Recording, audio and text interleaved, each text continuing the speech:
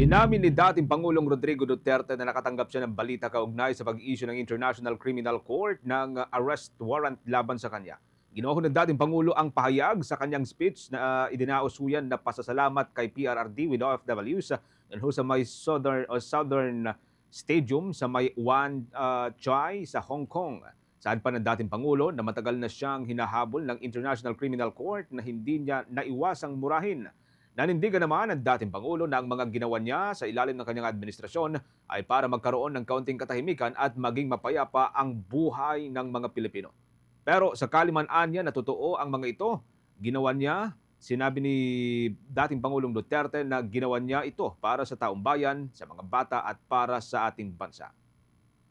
Ang balita ko, may warrant daw ako pag...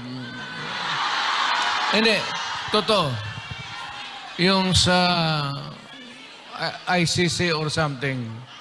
Matagal na akong hinahabol ng mga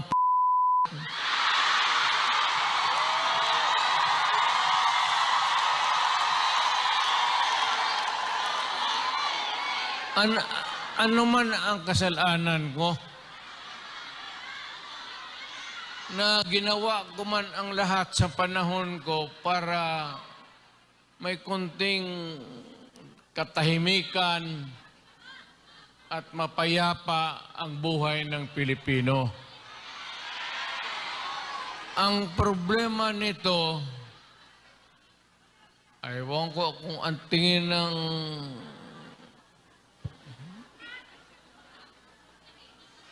ako raw yung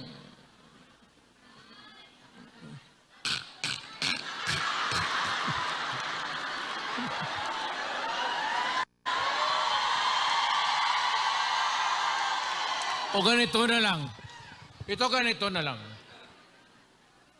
O sabi ko, assuming na totoo, totoo talaga yung naririnig ninyo. Bakit ko ginawa yan? Para sa sarili ko? Bahagi po yan mga kabombo ng pahayag ni dating Pangulong Rodrigo Duterte sa kanyang pagbisita doon sa may Hong Kong sa harapan po ng mga kababayan po natin, mga overseas Filipino workers doon. Kasalukuyan pong gumugulong ang investigasyon ng International Criminal Court laban kay dating Pangulong Duterte at iba pang mga opisyal ng kanyang dating administrasyon dahil sa umunoy aligasyon ng crimes against humanity. May kaugnayan po yan sa libu-libong pagkasawi sa madugong war on drugs ng nakalipas na administrasyon. Abangan din po mamaya sa ating provincial report ang update po dito ng Bombo Radio Davao dahil kahapon kumalat din po yung balita na dumami, lumubo yung bilang ko ng mga pulis na dineploy sa may Davao International Airport. Abangan po ang report dyan mamaya ng Bombo Radio Davao.